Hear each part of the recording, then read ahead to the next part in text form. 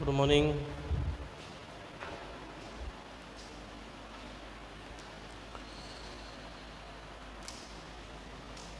English literature इस video में सभी विद्यार्थियों का बहुत बहुत स्वागत है जिनके पास ऑप्शनल सब्जेक्ट इंग्लिश लिटरेचर है।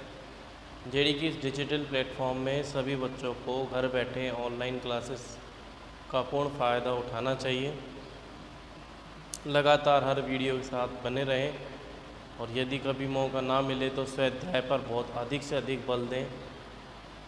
12th क्लास वालों के लिए ये सब्जेक्ट साइंस में से कम नहीं है और यदि पढ़ने लग गए तो फिर हमारे ऐसा लगेगा कि LKG UKG की तरह है। आपका इंटरेस्ट, अपने इंटरेस्ट को राइज यानी थोड़ा सा क्रिएट करना सीखो। धीरे धीरे इसमें अपने आप को रमाना सीखो। देखिए, ह्यूमन एब्स्ट्रैक्ट के बाद जो नेक्स्ट पोएम है, ह्यूमन एब्स्ट्रैक्ट के आपको क्वेश्चन आंसर करवा दिए थे।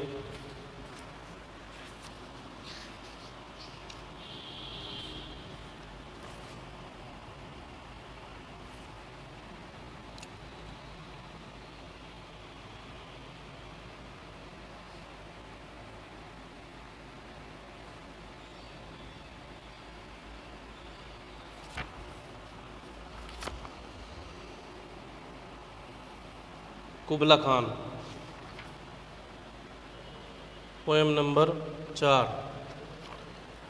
जिन्होंने बुक नहीं ली है वो इस प्रकार से देख ले भाई, ये किताब है। आपको ये किताब अपने पास ज़रूर ख़रीद कर रखनी है, ठीक है बेटा। कुछ 110 रुपये के आसपास आती है ये। तो पोएम नंबर 4 है,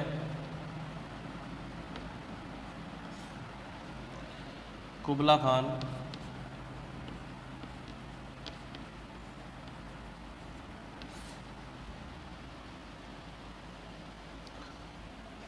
और इस पोएम का जो दूसरा टाइटल भी है,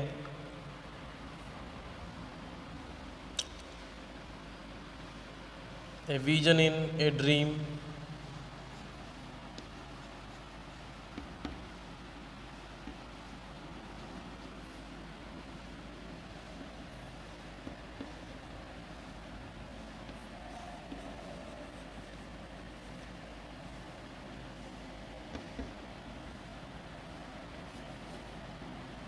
ए फ्रेगमेंट।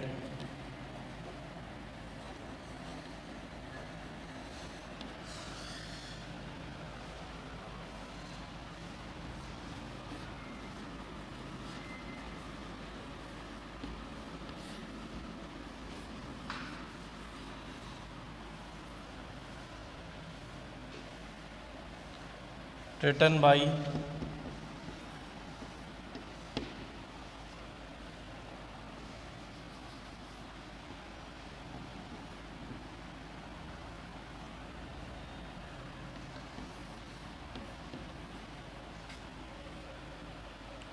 Coleridge।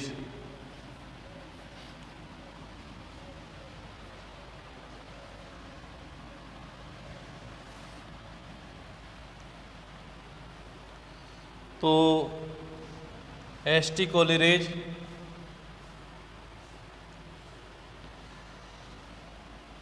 सैमुअल टेलर कोलिरेज,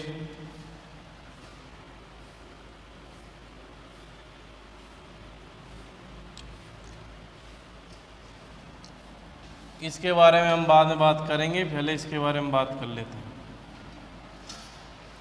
समझ लो, कुबला खान ये क्या है? तुर्की का है, तुर्की या टर्की, इंग्लिश में टर्की और हिंदी में तुर्की, या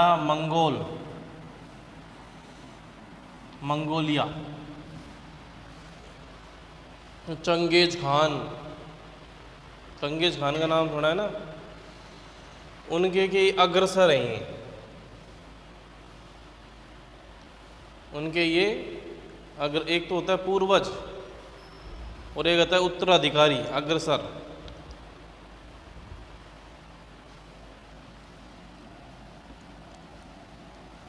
तो कुबला खान, लिखने वाला तो एस टी कोलेरिज है। एस टी कोलेरिज ने कुबला खान नामक एक राजा के ऊपर कविता लिखी है, जिसका दूसरा टाइटल है कि a vision in a dream, कि एक सपना, सपने में, यानी एक सपने में, एक स्वप्न में दूरदृष्टिता, एक स्वप्न में, स्वप्न में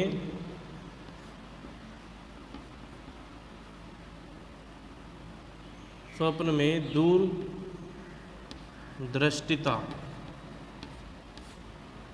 एक स्वप्न में दूरदृष्टिता। ए फ्रेगमेंट, यानी छोटे छोटे कण, अंश, ये यादों के पल, यहाँ पर इससे संबंधित है, यादों के क्षणिक पल।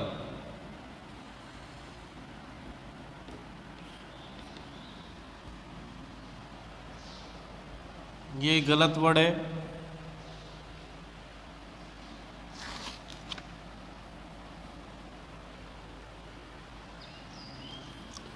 Composed by,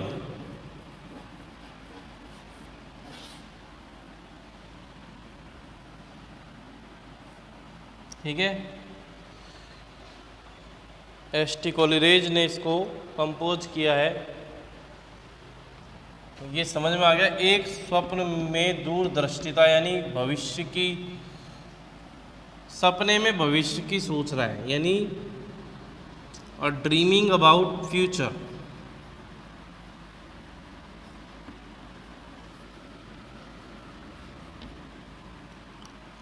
dreaming about future.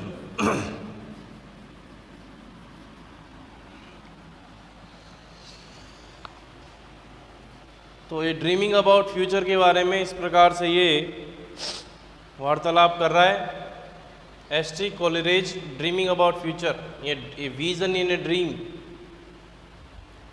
सपनों देख रहा है फ्यूचर के बारे में। यानी कह सकते हैं कि खुली आंखों से दिन में सपने देखना, खुली आंखों से सपने देखना, भविष्य के बारे में परिकल्पना करना, तो ये ओवर इमेजिनेटिव हो रहा है। इसी इमेजिनेटिवता के बारे में हम बात करेंगे कि एस टी कोलेरिज के बारे में थोड़ा समझ लो, जिससे हमको इस पोयम के बारे में भी समझ में आएगा।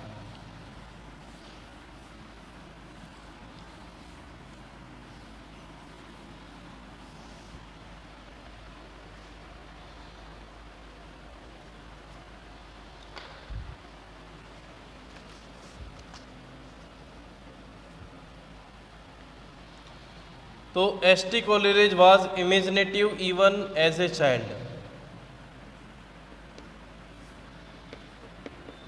पहला पॉइंट क्या है, S T कोलेरिज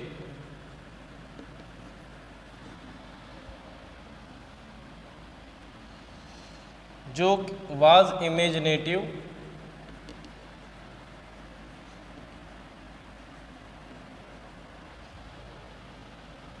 even as a child.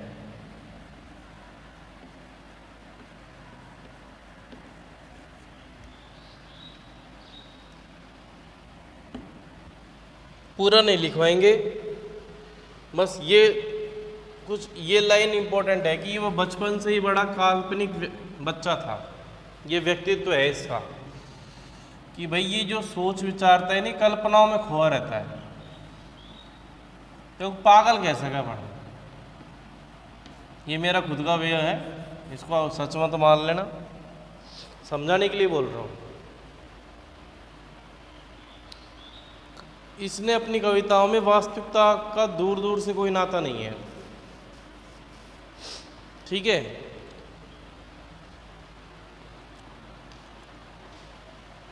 Imaginative है ये बचपन से ही।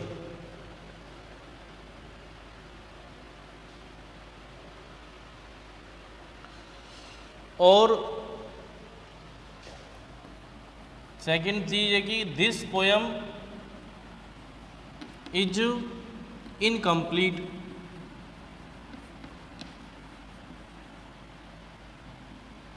ये पोयम अधूरी है, पूरी नहीं है।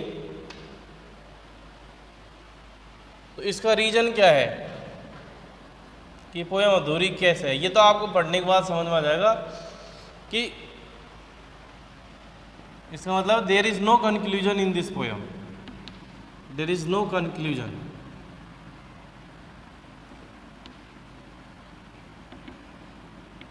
इस पोयम में कोई कंक्लूजन नहीं है। रीजन क्या है इसका? रीजन पे आपको हंसी आ सकती है।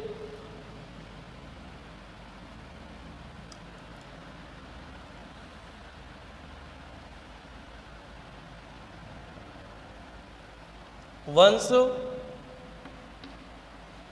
the poet was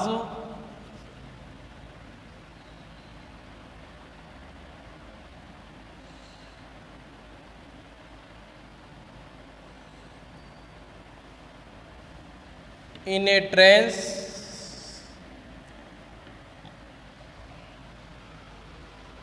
like state of mind,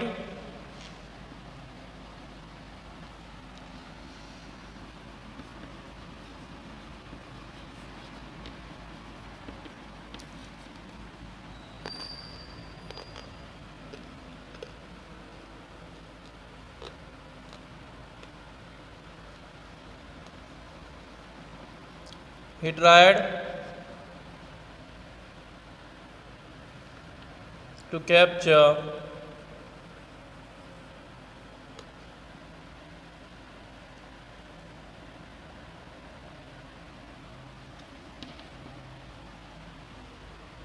its essence,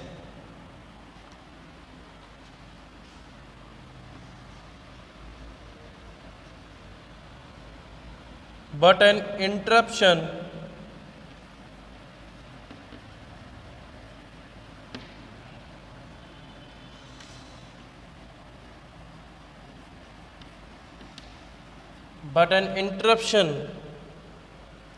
caused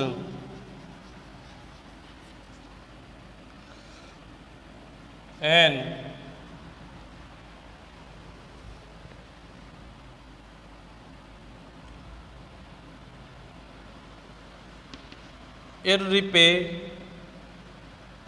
irreparable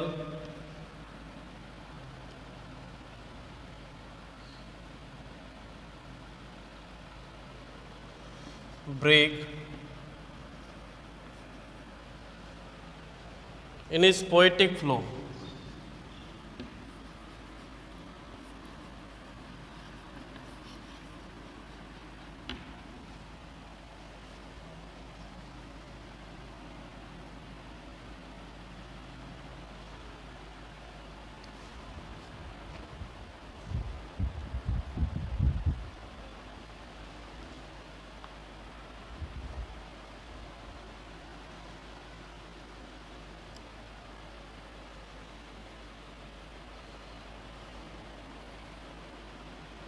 His poetic flow.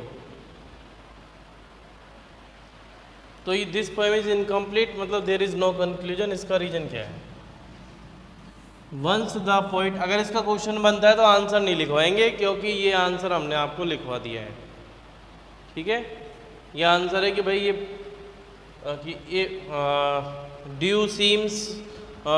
You seem about the poem, do you seem that the poem is incomplete form? Okay, if yes, give some reason. ठीक है, या फिर इसको clarify करो। तो एक बार कवि क्या था कि अर्ध निद्रा में या फिर आँख खोल के किसी अवस्था में, दिमाग की अवस्था में खोया हुआ था। ये उस प्रकार की अवस्था होती है ऐसी, बैठे बैठे कोई तुमको आवाज़ दे रहे, तुमको यही ना है पता, तुम्हारी फेवरेट मूवी चल रही है और तुम इतना खोया पड़ा हो कि तुमको होश ही नहीं है, तुमको कोई आवाज़ दे रहा है। तो इस प्रकार की अवस्था ट्रेंस, ये स्टेट ऑफ माइंड, ये ट्रेंस होता है, अर्धनिद्रा भी कह सकते हैं। और ही ट्राइड टू कैप्चर, तो वो इस अवस्था, दिमाग इस अवस्था में कोशिश कर रहा था कि वो कैप्चर हासिल कर सके। कैप्चर है, फोटो लेना होता है ना, तो इमेजिनेटिव सोच रहा है इसलिए कैप्चर कर रहा है इस इट्स असेंस, इसके मूल तत्व को। बट बीच में ही कोई डिस्टर्ब करने वाला या फिर एक डिस्टरबेंस हो गया, इंटरप्शन हो गया, दखलंदाजी हो गई, जिसके कारण से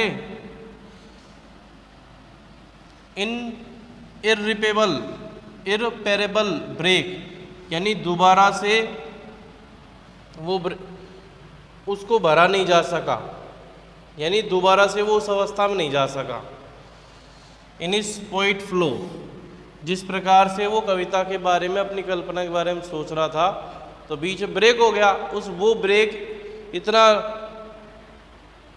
असमान होता चला गया, इररिपेरेबल हो गया, असमांतर होता चला गया कि दोबारा से उसको, पोइट को, उस अवस्था में जाने का मौका नहीं मिला, या फिर वो उस प्रकार से वो अपना मन नहीं बना पाया।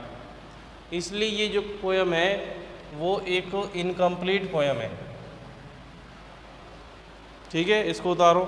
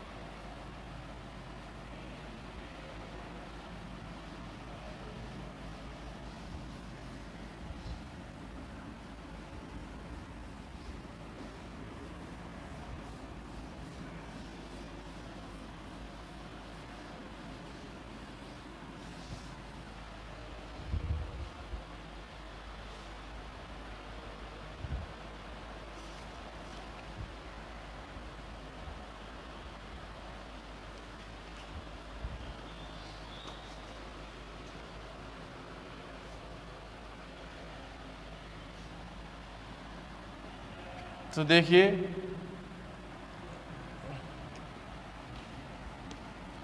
पोयम 4, कुबला खान।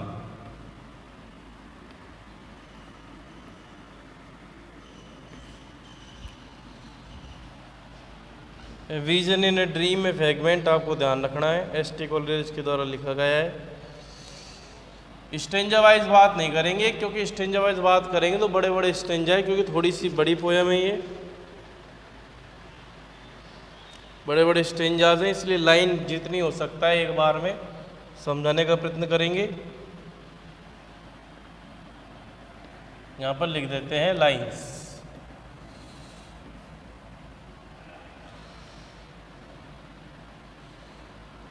तो in एग्जांडू,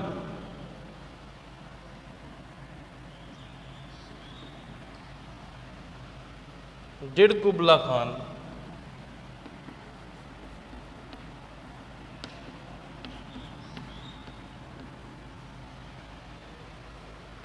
stately plaza dome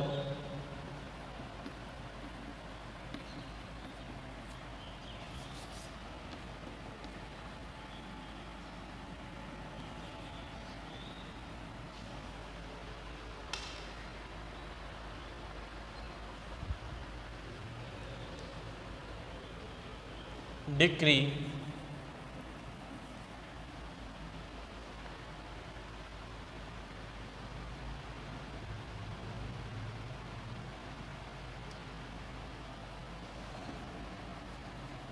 where elf, the sacred river,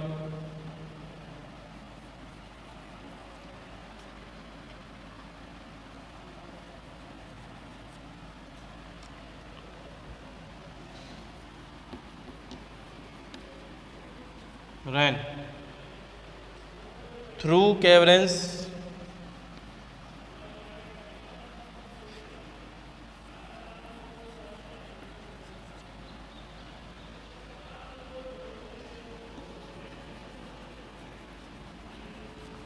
measures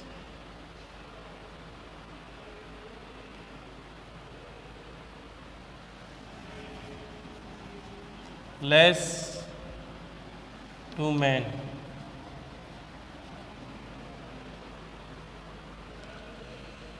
Down to a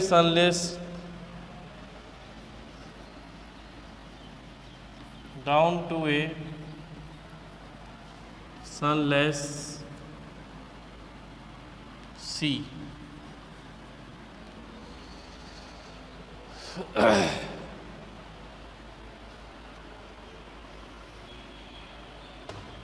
देखिए, एग्जांडू राजा के राज्य का नाम है। राजा का राज्य का नाम है एग्जांडू में। कुबला खान ने क्या किया? कुबला खान राजा रहा है, किंग है ये कुबला खान। अच्छा, इसके पूर्वज जो हैं वो मंगोल जाति के या तुर्क में रहने वाले थे। तो जो तुर्की होते हैं, यानी टर्कियन, कुछ ऐसे बोलते हैं, टर्की को टर्कियन कहते हैं, मंगोलियन, ये लोग बहादुर होते हैं और इनका ज़्यादातर जीवन युद्ध में ही निकलता है। तो राजा क्या है, राजा केवल सोच सकता है कि वो महल बना करे, पर उसका जीवन तो युद्ध में निकलता है, वो रुक ही नहीं सकता। इसलिए राजा एग्जांडू में कुबला खान जो राजा है, ये स्टेटली प्लेजर, स्टेटली का मतलब होता है यहाँ पर भव्य, सुखदायक,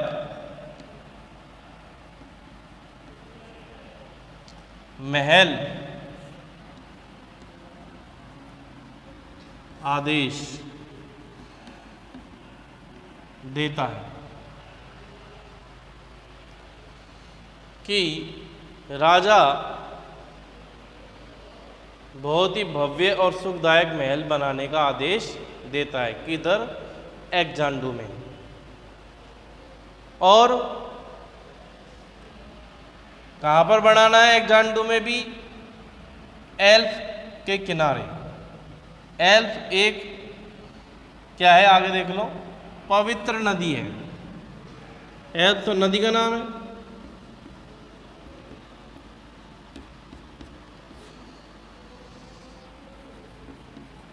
ये पवित्र नदी है।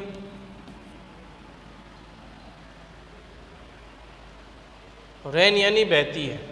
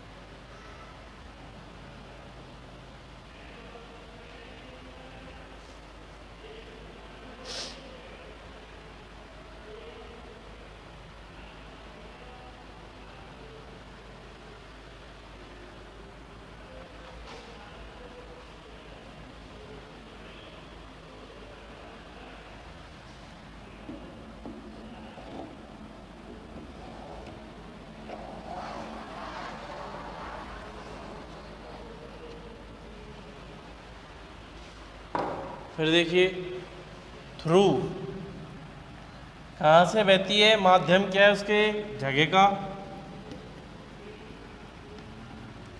कंदराओं में से। कंदराएं यानी धरती के नीचे छोटी छोटी गुफा। धरती के नीचे छोटी छोटी गुफा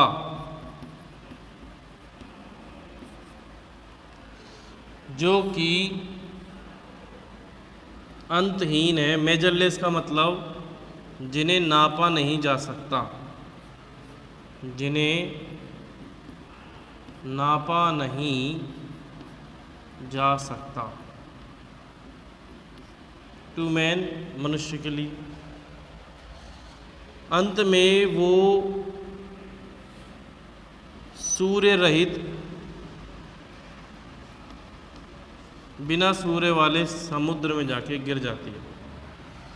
वहाँ पे राजा कहता है कि एक महल बनवाओ, बहुत भव्य, प्यारा, सुंदर, सुखदायक। समझ में आ रहा है आपको कि भाई एक जांडू, एक उनका राजा का राज्य है, प्रांत है।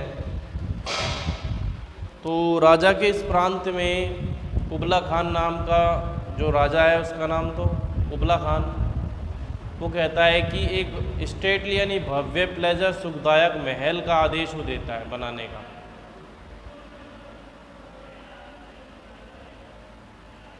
स्टेटली प्लेजर डोम डिक्री, यानी भव्य सुखमय महल आदेश देता है बनाने का।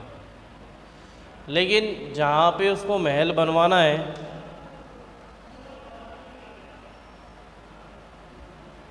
जहाँ पर उसको महल बनवाना है,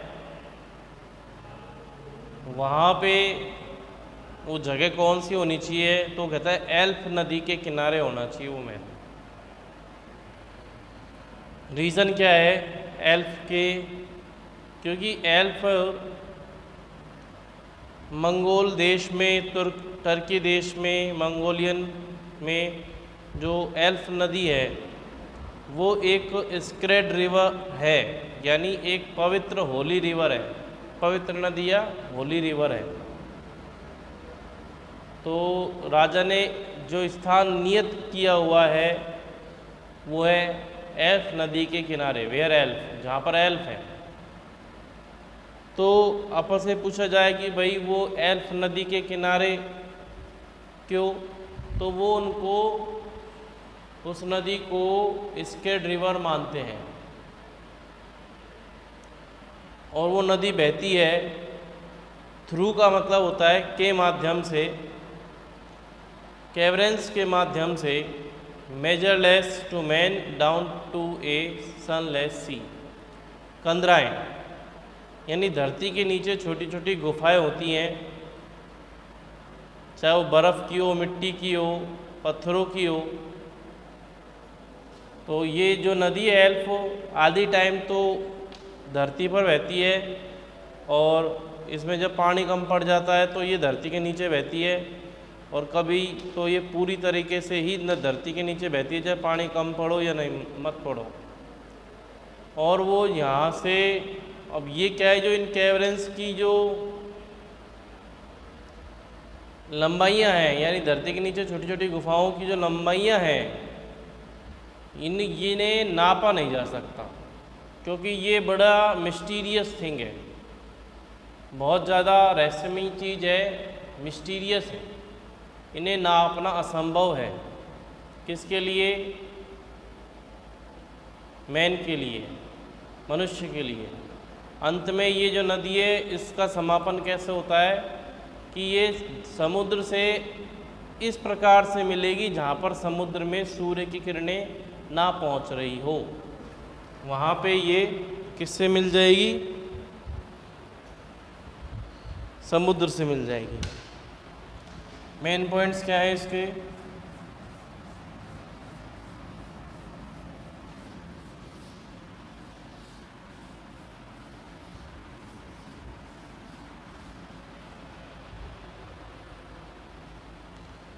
फर्स्ट है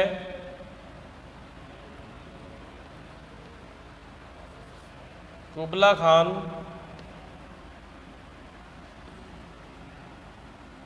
as king order to build a palace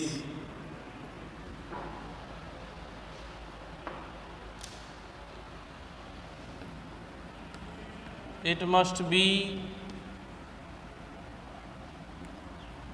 full of facilities.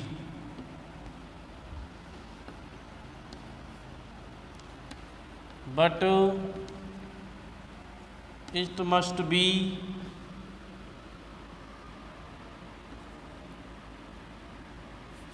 on the bank of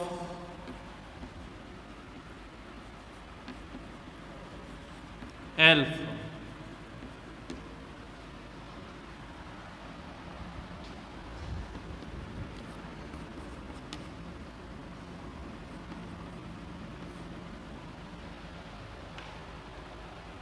Elf is a river,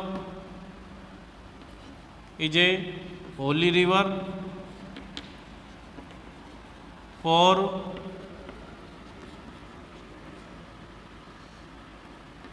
Kublai Khan and his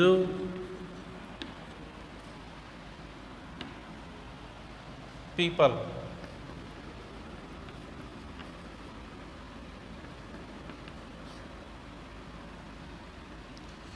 This river is half open and half closed.